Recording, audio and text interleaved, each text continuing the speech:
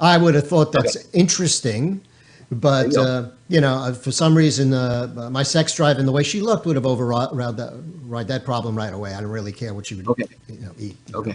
And I apologize. I know you were talking about like we're talking about addiction, and here I'm taking, but I really feel at its core is getting guys to be feeling more authentic, connected in their marriages and their careers and their, in their health.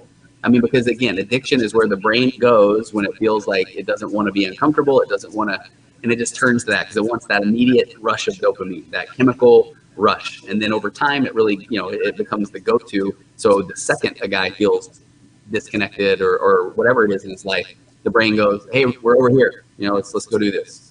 Yeah. Before we get a little bit more succinct into the sexual addiction part of it, there must be a point in a marriage where someone can become cognizant of the fact that their marriage is troubled, not toxic yet, but Mhm. troubled, and there must be some warning signs.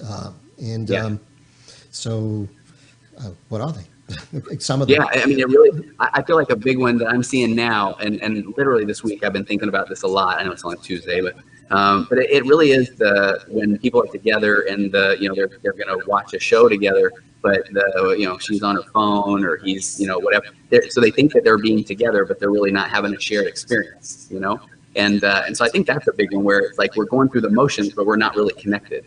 And I think a lot of times that goes back to that and those levels of intimacy, the verbal intimacy. I mean, do you feel like you can just talk to your partner about anything? Do you feel like you're still naturally curious? My wife and I, thinking about the politics last week, we're complete, and we would sound like idiots if somebody listened in on us talking politics, but we're going to talk politics because we want to know what the other person thinks or feels. So I feel like when people just stop with even just that lowest level of verbal connection, that's when we know that there's some red flags. And I'll have people say like, I don't even know what to talk about. And it's because they've gotten in this pattern where they feel like everything they talk about has to be heavy. Is it about finances? Is it about the kids? Is it about, what do we got to fix in the house? Or just talk. And this is a big one. I've got a guy that I'm working with who, he loves to just sit down at night, one show on Netflix, whatever it is. He and his wife is there together, and he's noticing now that again she's got other things going on, she's doing other things, and he's like, did you see that, or did you hear what he said, or that's important? And she's like, hey, you can just fill me in later. And we identified that what he's looking for is that shared experience, so they can talk about it later. Sure. So they have this thing to bond toward, right? And so I just feel like, and especially maybe in this day and age of so many distractions, where people just start to they find their thing that they do. They might be together, but they're doing their own Well, thing. And I that's just feel like that. I went out to eat the other day, and at the table next to me, there's like three 22-year-olds, and this is the conversation is this. It drives me crazy, Michael. It does. That's it. And obviously, I'm not used to that. To me, in my era of time, social media was called outside. You got up and you went outside. I mean, there was it was a completely different thing. I feel terrible sometimes for these people because it's like. I don't know. I'm in my mind. Well, maybe they're texting each other at least. I don't know. I can't figure it out. Right. You know what? Okay, can I exclusive on your show? Right, this is something I've been kicking around for a while. I'm at dinner with four of my kids over the summer. We're down in Newport Beach, and they got their phones out or whatever. And I'm trying to say, hey, let's have this just be a phone-free dinner.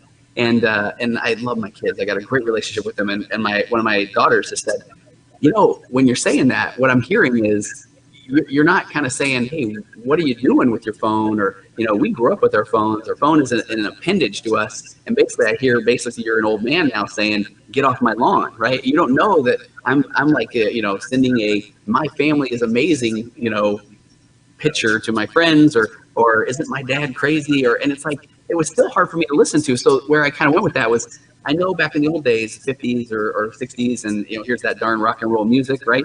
And the parents at that time were like, "This is a fad." I just want to tell the kids that that's not the music I listen to, and so then all of a sudden it's like that music stays, right? And then I remember when I was a kid, here comes computers, and my parents were like, man, a computer, give me a slide rule, or give me a calculator. Like, I don't need all that whatever. And they're like, it's a fad, it's going to pass, right? Well, now, obviously, computers are huge. And I feel like that's where we're at now with the cell phones, where my kids are saying, this is what I do. Like, this is who I am. This is part of me. And now I'm the guy saying, it's a fad, it's going to pass, right? As soon as they stop wanting to use their phone, and it's like, no, that's their reality. That's their computer, their rock and Well, roll music. So we sound like we're the old guys saying, in my day, Well, that's true. I'm a musician. That's one of my things that I've done in the past. And there's the old adage is that good music was what you liked as a kid, and bad music is the stuff your kids like. And that's funny. That's true. That's a true statement. that is it's absolutely true kind of a statement. That's always the case. Sometimes I look back at the Beatles with their crazy haircuts, and I look at them, I go, what was going on? They look like priests to me. I mean, it's crazy. But yeah. Time. I do feel like with the phone in particular, I do feel like I've been very aware, especially the last couple of years of my practice. I work with a handful of teenagers. I'm mainly adults, but the teenagers immediately say, the parent will always tell me, and he's on his phone too much. And the teenager will always say, my parent doesn't even know what, when they tell me that, well, I don't have Facebook, I don't have Instagram. Basically what they're saying to me is, hey, I don't really care about you, So it's kind of heavy. That is. It is. I don't. I still have a hard time fathoming that that's the correct connection between. My phone is me. I'm with you. But I think maybe you could open up a whole new branch here of treating people who have issues with it, like separation anxiety, but with their phone, or depression because the girl only got 10 likes on her new dress, and now she's depressed. It's so real. Yeah, so I feel like even if we embrace and say, okay, I'm going to sit there with empathy, and you betcha, son, I'm not going to tell you get off your phone or whatever. I'm going to try to have this communal experience with you. That is a completely separate thing than you're right about the person that is gets the dopamine rush with the and becomes addicted to constantly checking their phone. I still feel like you got to work that just like you're working sexual addiction or gambling addiction, or that it's recognizing there's a trigger, and usually that trigger is boredom, or and then there's a thought, I'm going to check my phone, and then here comes action. And so it's still about putting distance between that thought and action. So I still think that they can become, they can intentionally avoid continually following that trigger thought action pattern and avoid digging those neural pathways deep in their brain to where they feel like that's what they just have to do every few seconds. Yeah, it's nuts. I can imagine, two young millennials having sex with each other, and all of a sudden someone gets a text message. They go, wait a second. And they go out and take care of the text message, and then you go, oh yeah, that was my Uncle Bob, and sure, this is all really deflating, if you know what I mean, for the guy. And well, that's funny. Okay, and I know I've been listening to your show. I love it, and I know you had my buddy Craig Parra on a couple of weeks ago. I don't know if he went through this on the show, but the biggest, the teen pregnancy is down, right? We're excited about that, but part of that is because teenage boys have turned to porn, right? And if we look at the largest group of people with erectile dysfunction right now is 18 to 25-year-old men, and that's because they have been raised with this heavy diet of porn. So I feel like that is probably the case, And I've worked with addicts who, they basically want their phone in the background so they can watch something other than being present with their partner, and that's the stuff that is. That is damaging. Yeah, it really is. I'd asked Craig about this now, and he told me about a term. I wrote it down somewhere. I don't know if I can find it, but all I can say is maybe dildo technology, dildo tectonics, or something like that. And the subject came up because I said, well, look, if I'm on my computer and I got this device that attaches to me, and there's some woman in Paris, France, who has a similar device for herself, and we're doing this online, I said, is that cheating on your wife? I'm not there. I don't know either. To me, that's where, you are not, you are going away from that connection with your wife. And honestly, I feel like, and anyone, this is one of those things where back in the day, I felt like I really had to defend this, but I work with 1,000+ guys. I've been doing this for a long time. I'm an evidence-based guy.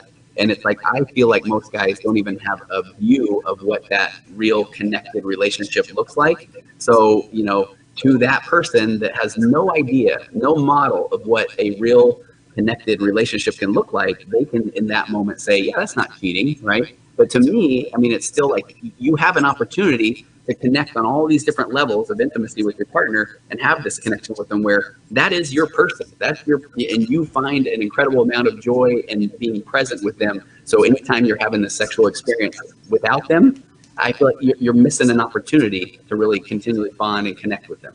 I kind of got I used to watch porn every now and then, but recently it's, gosh, I sound like such an old fart. But even when I'm talking about pornography, but it's like, right. the porn from the 70s I could tolerate. And the porn from maybe the 80s I could tolerate. But now it just seems to be so stark, so dehumanizing, in both ways, for the men and women. And I think a lot of the millennial guys think, gee, I'm so inadequate. I don't have a 10-inch penis. And some of the women want that. And they feel they got to go all night and this and that. And it's just, it's ugly. It's not. And that's not what it's about. It's not what's up. Have you heard of do you know about the Coolidge effect? I mean, have you heard of this? I've heard the story, but go ahead. Yes, it's a good, story. The story is good, right? Because of, what is it? President Coolidge and his wife are touring. I think it's a poultry farm, and is it that she goes through first? And yeah, she goes through first. Yeah, right. Okay, you go. You know, right? And the guy says that's the rooster, and he mates with like a bunch of different women. No, now I'm forgetting the story. I was going to talk about the phenomenon, but what is the story? The story is that Mrs. Coolidge goes in there and she notices that there is a rooster who's servicing all of the hens, going all day long, and everything is, he's just has the stamina of a rooster. He's like he has that kind of stamina. And later on, when Coolidge is brought in, I think maybe his wife is there or not, I don't remember, but his wife was probably there, and she says, I was there, and he had the stamina of he could go all night long. And he said, with the same chicken? Exactly. Right. Exactly. Ba-doom, boom, right? Ba-doom. But then where that goes, though, it's kind of like what you were saying. That is where we go to our Neanderthal brain, our lower brain, our reactionary brain, and it was designed to just flood the brain with dopamine to see that, one woman that we would then need to impress so that we could woo her, so that she would be the person who we would have our babies with, and then we're done.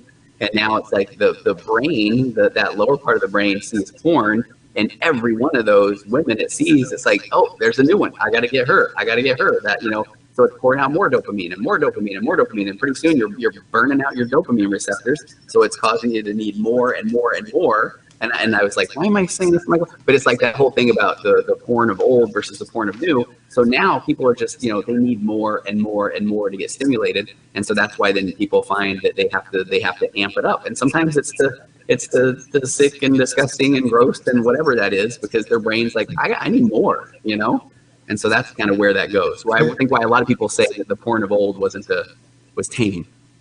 I interviewed somebody. It was a sad story. This guy was a rabbi out in California, had no concept of computers or anything, had no idea. And one day, one of the people who was working with him said, "Hey, Rabbi, you got to get with it. I mean, everything's on the computer now. The whole system for the temple is here." That and gave him a computer. And as he was going through the computer and looking at it, he found pornography.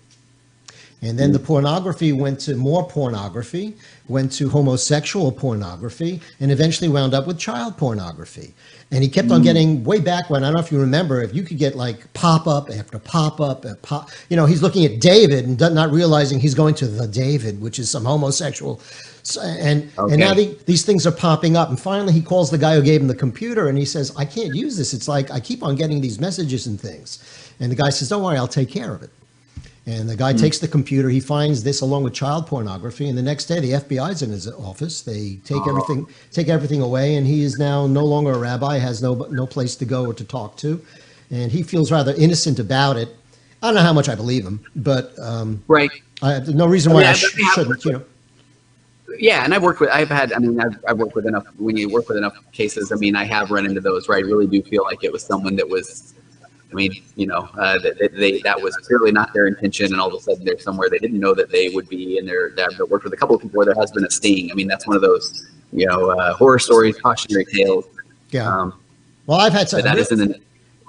Yeah. No, there was a real one which was really terrible. I had someone on who was trying to change state law in terms of arresting people for child pornography. Her son was autistic and had some slight mental retardation, and he was on this website called Limelight, which doesn't exist anymore, I don't think, but it was one of these peer-to-peer networks where you could just download music. He downloaded 1,000 files. Inside of those 1,000 files, there may have been 10 child pornography files. And I don't know if they were planted or whatever, but the police came knocking at the door, and this kid wound up in jail. And she was trying to change state law to be less, I guess, it's like a zero tolerance, less zero tolerance, and maybe understanding from time to time a particular predicament. And Gotcha. Yeah. and people at the radio Well, now, station hated me because I became the guy who loves child pornographers. And oh, I did okay. that. I Yeah, did it's that fun that way. interview. What can you do? That's why I'm not there Well, anymore. that's the, So, oh, right. Okay. And so that's the part for me, as a therapist, obviously, I mean, well, no, not obviously. The hard part for me is, we don't know what everyone's experience is. Just like that guy with, if he's got autism, we don't know whether it's nature nurture, whether there's like, a lower IQ, whether somebody themselves were molested, or whether it's physical abuse, sexual, whatever that was that kind of then has led them down that path they're in. That is the hard part for me, is that I get that, and I feel like that's the person then telling themselves the I'm broken story, or I'll never get over this story, which then which causes them more isolation, which causes them more feelings of being uncomfortable, which keeps this cycle going where they turn to porn again. So I feel like at some point, you do need someone to kind of let you know that there is hope.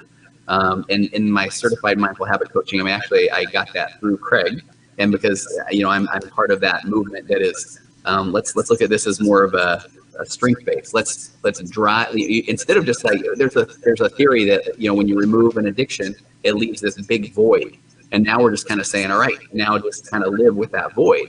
So what we really need to be doing is pushing a lot of good into that person's life so that it's filling that void, instead of just saying, all right, here's your void, now hang in there, And so I feel like that's that part where addiction comes in, and where somebody feels, again, they continually feel less than, and they don't know how to fill that void. And so the addiction is just waiting for them, just saying, I'm over here, I'll take care of that void. I was happy to hear that basically you weren't treating sexual addiction, at least you and Craig are not treating sexual addiction like 12-step programs, because they're so poor. I mean, I come from a medical background. I'm a dentist. And Okay. And if I had a 5% success rate, I'd be out of business. I mean, Yeah. you can't have that. Yeah, and I have a lot of people that still will go to the group, and if you go to a group and it provides a nice support, and you've got guys that you can really bond with because you feel like you're alone in the struggle, I mean, I'm going to meet the client where they're at. But yeah, there's a lot of, okay, then when you relapse, then here comes shame, and at the core of pornography addiction in particular is this guilt and shame. And they're, again, evidence-based guy, absolutely nothing productive about shame. Guilt can say, man, I shouldn't do that again. But shame comes in and says, and by the way, you're a horrible individual. You'll never get over this. If people really knew what you were doing, they would run away from you, and they would, lock the doors. And that shame is what then people get fused to. And then when they believe that just causes more isolation, which leads to the addiction. So we got to break that at some point. Sure. Yeah. Sure. It's interesting to me, though, that Craig had mentioned that he only treats men, and you're saying you pretty much only treat men. What's the difference between... I do both. I do both. Yeah. You do both. Then could you tell what's like the basic? Is there a core difference between a female who's a sexual addict and a guy who's a sexual addict? That's a good question. I mean, and I'm not here. I've been preaching. I'm an evidence-based guy this entire time, but I feel like this is more of a theory, an anecdotal theory that I've gained over the years. Where I do feel like with guys, a lot of times there is this kind of a physiological need. I've got a urologist client that I've worked with forever, and he loved to talk about almost this concept of the male period, and where, if a guy has gone without release or orgasm for a while, that there is this buildup of other chemicals in the body, where then he almost feels like he's going crazy if he doesn't get a release. I feel like so with guys, and they become kind of, well, can I take one quick step back? It's the whole concept of back when we were younger. The concept of someone being, sexualized meant that they had been, we kind of assumed they've been molested, was the thought. We now know that early exposure to pornography has that same effect of sexualizing someone. And what we mean by that is if someone's had early exposure to pornography, or if they've been molested, that sort of thing, now that, let's say they're in second or third grade and their teacher's in front of them, if they've been sexualized, now Mrs. Johnson has boobs, and he's looking down her cleavage, and she has a figure. But if someone's never been sexualized, that's just Mrs. Johnson, Mm-hmm. And so, I mean, I feel like that's a good way that then the wiring is kind of set from the time, from the beginning. So with a lot of my male addicts, they've been early exposure to pornography, dad's Playboys, or nowadays it's internet porn, whatever it is. And now there's this physiological, urge or need, and now they've got the pornography, and so they're locked in. I feel like with most of the women that I work with, it's more of like an emotional, it's an emotional release. I have women that are more addicted to, the story, a romance. They're watching more, I don't know, porn for the story. I know that's just, kind of a cliche, but it's like they really are kind of more addicted to the connection. And then it's almost like, and then they still, will finish with an orgasm or masturbation. But I feel like with a guy, it's just like, let's just do this physiological release, perfect woman, perfect body, whatever I'm into, little waist, big chest, whatever, tattoos, whatever. And with the woman, a lot of times it's like, oh, he's so nice to her, And so I find that's kind of what I tend to see. I thought that maybe that that a lot of the men, when they get into this, because it's really pornography based, that there's just a lot of objectification of women, and 100%. they look just they're a piece of whatever to use and whatever, and that's that. Whereas I think sometimes women may get involved with stuff like this that becomes an issue, maybe because they're trying to take control, or because you can control a lot of men with sex, and that maybe then then they get that rush, but it's from a different kind of a place. So I was just curious about it. So you do treat women. It's very difficult for me to find a female sex addict that'll come on the show for some reason. They don't want to come on and talk too much. Okay, and there's somebody that I've had, that I've had on my podcast that is, I'll talk to you off the air, but I mean, it's pretty fascinating. Yeah. Mm-hmm. I want you to move a little bit to one of the sides. Your face is half off of the video. Oh, there you are. Yeah, now you're centered. All right, cool. There we go. I didn't want to get that half thing going on there. Yeah. We've been talking a lot about the stuff you do and all of that. And I always like to try to get a little bit of a feel for the person I'm interviewing. And so my feeling is you probably weren't in third grade going, I'm going to be a marriage counselor when I get older. I think that's exactly what I want to do. So tell us a little bit about yourself and how come you're doing what you're doing.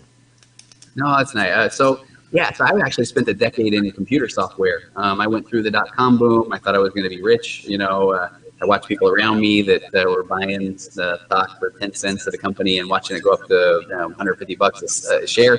I swung and missed on all of those. And so I did feel like a calling, so to speak, about, 8 or 9 years in, that I really did feel like this is my passion. And I always say that the software industry, I made some money, I traveled the world, but I always just felt like I was selling widgets. I didn't feel like it was a big passion.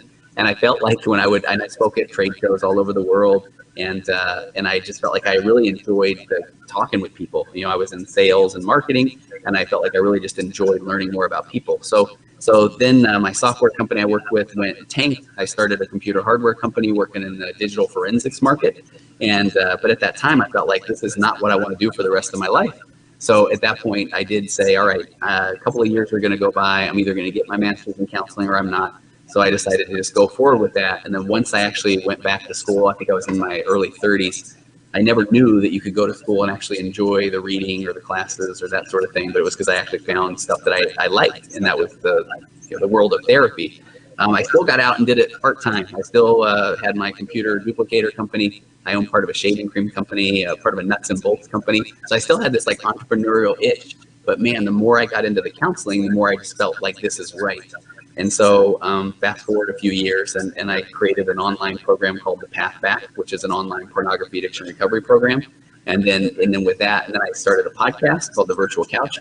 And I feel like as those got out there, my practice is it just kind of really grew, and it grew fast. And so I got rid of all the other ventures, and now this is what I do, and I love it. I really do. I mean, it's a passion. It's funny. You got to do what you love, or it takes its toll at some point in time. Well, and I think that when I'm talking with guys about being connected to partners, I've been married for 29 years. I feel like we're very fortunate in my relationship. I call it the crapshoot theory. She had no idea that we would. I didn't know, that she would be the person she was when we got married. When I was 20, she was 19, and man, we lucked out. We have a lot of similar interests and that sort of thing. But there's that part of me that felt like, I wish I could help people have this kind of a relationship. And so, but I feel good in my relationship, and I feel like that entrepreneurial experience.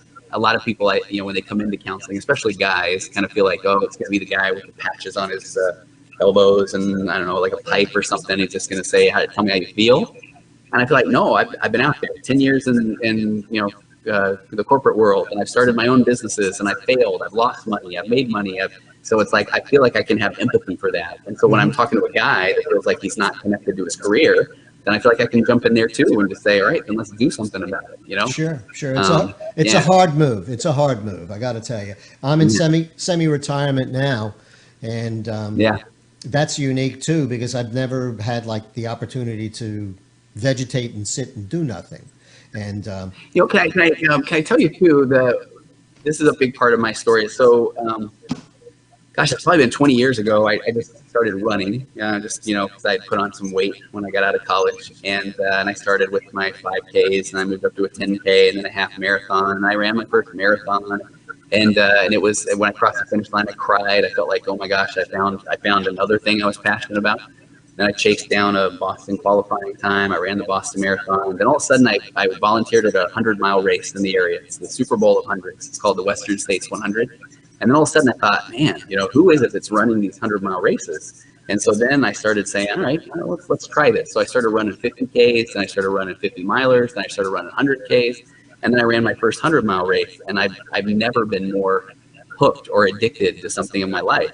And now fast forward a couple of hundred races later, and I've done some local fundraising where I run 24 hours around the track for the schools in my area to raise money. And I did that for 6 years, 7 years. But my point bringing that up is that I never realized while that was going on. I mean, you know, I come from a family where a lot of people struggle with alcohol addiction. There's a lot of addiction tendencies in my family. And little did I kind of realize that, oh my gosh, I found my socially acceptable, healthy addiction. And I found that over these 20 years that, I mean, if I didn't run I ran 6 days a week. If I missed it 2 days, I found that I was shorter, fatter, bolder. I was worse husband, father, you know. And so I would say when I would go speak at these events, you know, when people would say, why do you run 100 miles? I would say, oh, because I can, or I want to eat ice cream. But at my core, I realized, man, this is feeding my addictive nature, my addictive tendencies. yeah, it's And so allowing there's you some to do what belief you want. now. Well, I would say there's some belief now that we're all addicts of sorts, and so it's like, how do we find our socially acceptable, healthy addiction? I like that term, And socially so, acceptable, healthy addiction. That's a yeah, then you get to eat ice cream, and you know, it's nice. yeah. And so in my life, I've had like 3 careers. So Okay, and so it's kind of weird. dentist, what do you got? Dentist was the last one. The one before that is I taught neurologically impaired and emotionally disturbed children for the New York City Board of Education for 6 years. Oh wow. So my master's degree is in education, and I was a professional freelance musician before that. My undergraduate degree is in music. I actually worked as a sideman with some bands you may have heard of from way back when, like the Four Tops and the Spinners and stuff like that. And out of the 3 jobs, the most rewarding was teaching the kids. Was it really? Okay, Yeah. what would you like about that? I knew for a fact that I was taking human beings and molding them into something better than that they would leave me better than when they came in. Or I throw them out of the class. So this way I had a sterling record all the time, one or the other. But, you know, which I love that. I do feel like, you oh, know, go ahead. which I, you know, if you have a group of, let's say 15, I was 15 of these kids with me. There was no other help in the room, and you have 2 or 3 that just disrupt everything. You're thrilled to get them the hell out of the classroom. Got suspend them for a week. Let them smash each other in the head. I wouldn't stop them because I knew they'd just be out of there, you know, and I'd be able to actually run the classes. But I like what you said though about. I mean, I feel like when I made the pivot from software to therapist, it really was, and I know it sounds cliche, but it feels rewarding to be able to help people. And I didn't realize that how much that was one of my core values, you know, was to be able to do that. and now actually I'm thinking of becoming a 911 dispatcher. Because, Oh wow. because I can't think of anything better that you can do than to help someone that's going through a horrific situation. And I got to tell you, the state of Florida does not make that easy. It's 230 hours. You have to pass a test, and it's ridiculous. And having said that, this has nothing to do with it, but I saw a movie a week ago, which is probably the best movie I've seen this year. It's an indie film from Denmark. It's called The Guilty, and it's about I've never heard of it. I would imagine most people have never heard of it, and it's about a 911, and there like 211 is what they use in Denmark, but it's about a dispatcher and what goes on, and Unbelievable movie. Well, Unbelievable. so I've heard, and it's funny when I deal with a lot of clients I've dealt with. I always call them these little side projects. It's really not the right thing in therapy, but you'll have to go on my train of thought real quick. I remember the first time I heard a guy in therapy say, and I realized I had forgotten to eat, and I thought, I'm sitting there trying to follow the story, and I'm thinking, I've never forgotten to eat in my entire life. And so then as I would notice, like every now and again, somebody would bring up that, and then I was lightheaded because I forgot to eat. And then I find out that I've got this little side theory where I feel like there's about 10% of the population that just, food is just fuel. They don't have that same relationship with food as the rest of us. And so they don't have that empathy for, people with food addiction or people that turn to food. Anyway, the reason I mentioned that is another one of these side projects I feel like is I've talked to a lot of people that have dealt with, after people die, they deal with funeral directors. And when people are in emergency situations, they deal with the dispatcher then that keeps them on the phone. Is that what that is? Yeah, it's someone that has some training, knows what to do. Yeah, and those are those two things where I feel like I never realized what a role those people played. Funeral directors and kind of comforting someone, and then dispatchers and trying to keep someone calm and in the moment. And I've heard a number of stories about each one of those and what kind of role they play in helping kind of people make sense of really traumatic situations. So that's kind of funny you bring that up. Go do it. I want to have you on my podcast and talk about your life as a dispatcher. Yeah, I'm telling you, it'll be a lot of work. They drug test you continually, which I don't care about, but it's still annoying. There's a privacy thing I don't like about it, but it is what it is. I want to go forward with it. That's what I'll wind up doing. Way easier to work for the post office, and there you can actually be crazy and still work for them. It doesn't make a difference. That's how it goes there. I'm curious, and maybe it's because I saw the Bohemian Rhapsody, the movie about Freddie Mercury.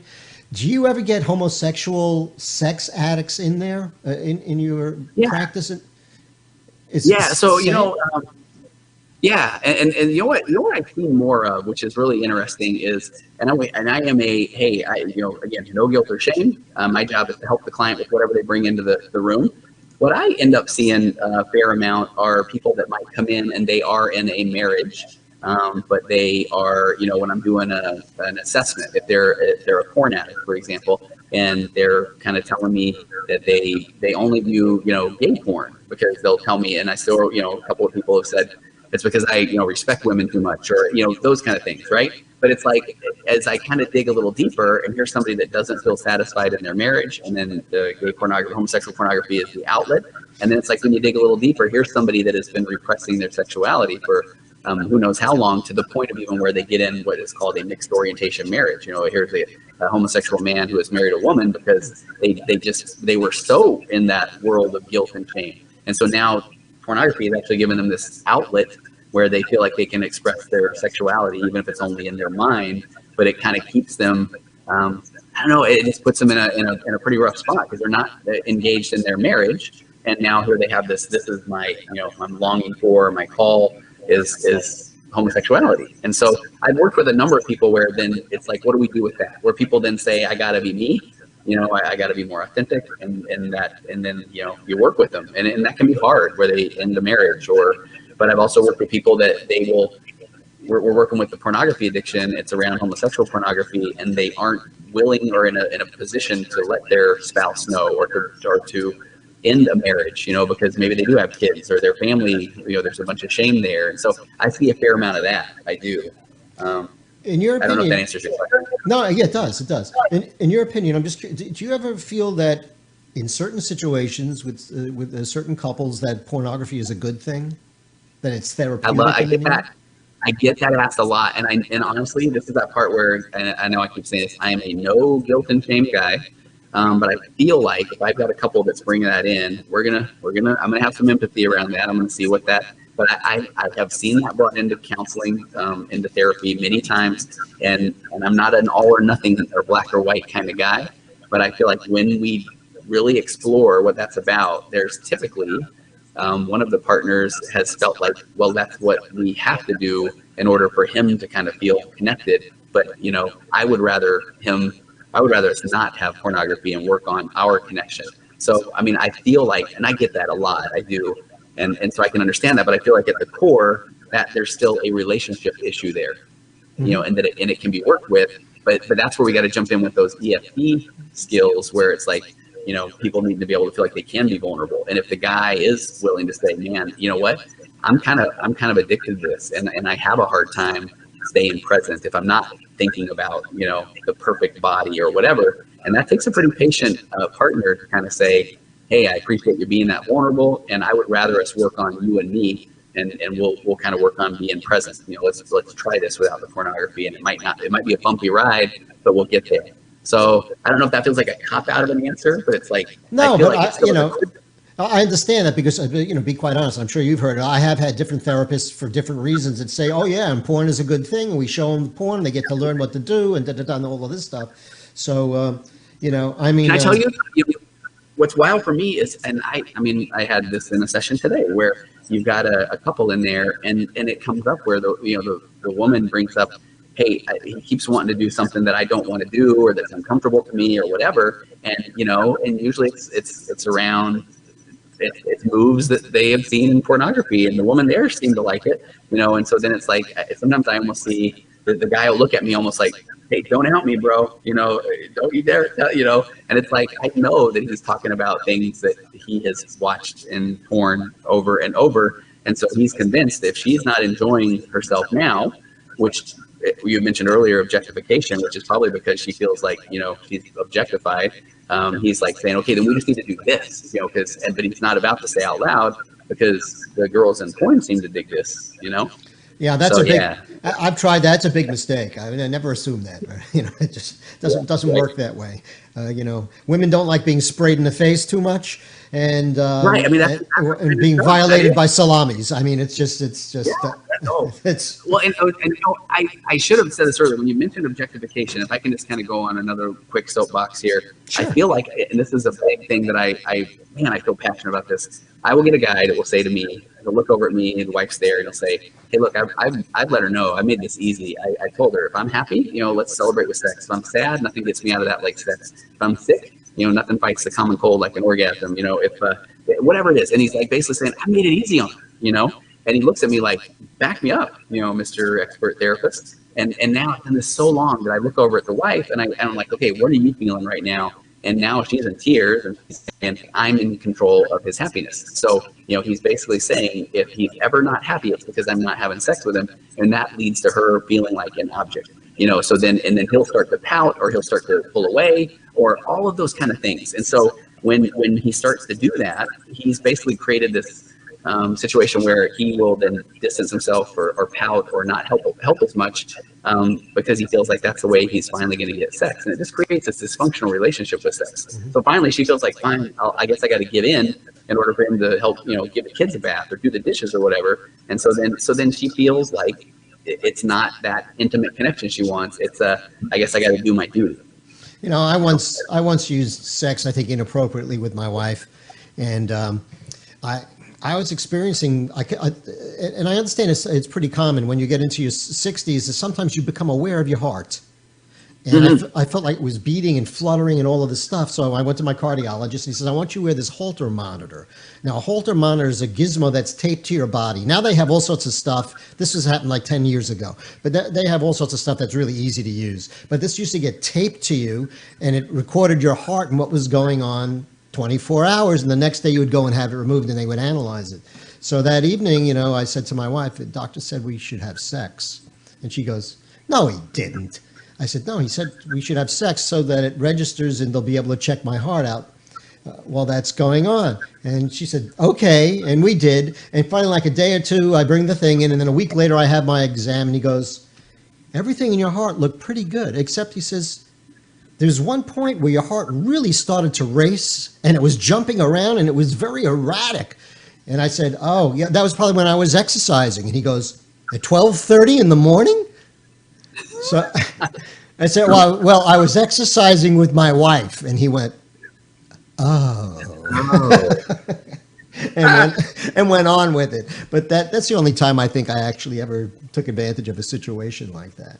I've been told no appropriately. So like my wife had 102 fever and I felt, well, if she's hot, but she went, no, don't go there. That's the wrong thing to do. So My wife told me one time, it was funny when I had first kind of learned about that I don't know, that relationship with intimacy. I did go home to my wife and I just said, I don't do that, do I? And she's like, yeah, I know you when you're telling me I look really pretty or you're helping a little more with the kids or whatever. She's like, I know that you're kind of you want to be intimate.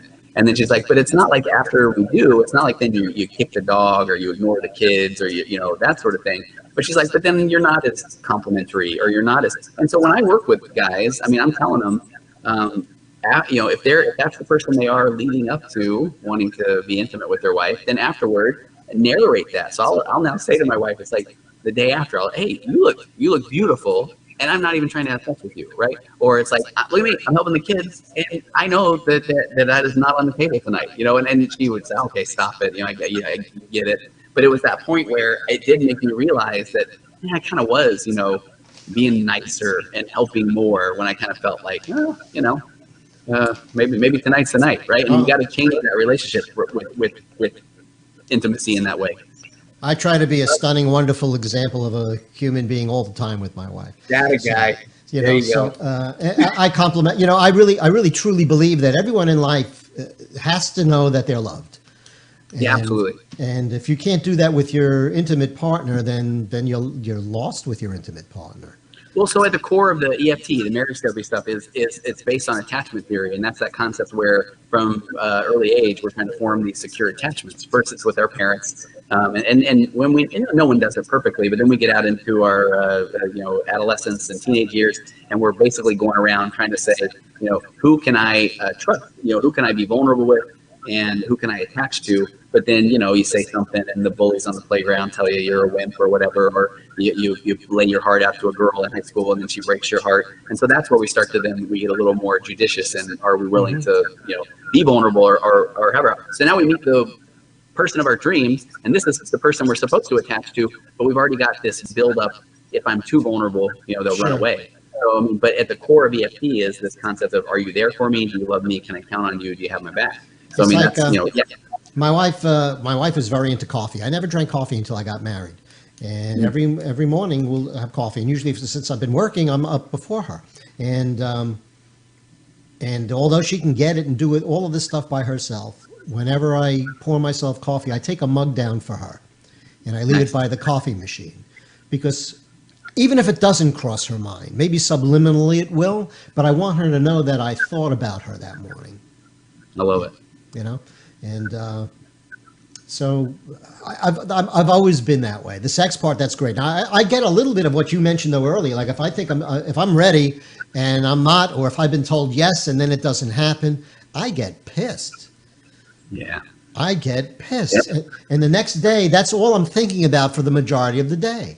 And I just get pissed until I do have that release, and then I'm a more pleasant. And so I work with guys on that. I mean, that's normal. And so I work with guys on, bringing some awareness around what's that story my brain's telling me. It's that, it's the she doesn't want me story, and our brain's trying to hook us on that, fuse to that thought, because then if we fuse to that thought, we don't have to do the hard work, which the hard work would be, kind of being mindful, breathing through that, not chasing those negative thoughts, and then being present with her regardless. Right? That's exactly what I feel, and I know that it's not that she doesn't love me, but she said like last time I think it was, gee, I'm so tired. This is the third day in a row you're tired, and I made some comment. I said, that when you come home, if George Clooney was here, you wouldn't be so goddamn tired, Cool effect. That's right. But I'm not George Clooney, and I guess if Kim Basinger in her heyday walked in, I would kind of be excited too.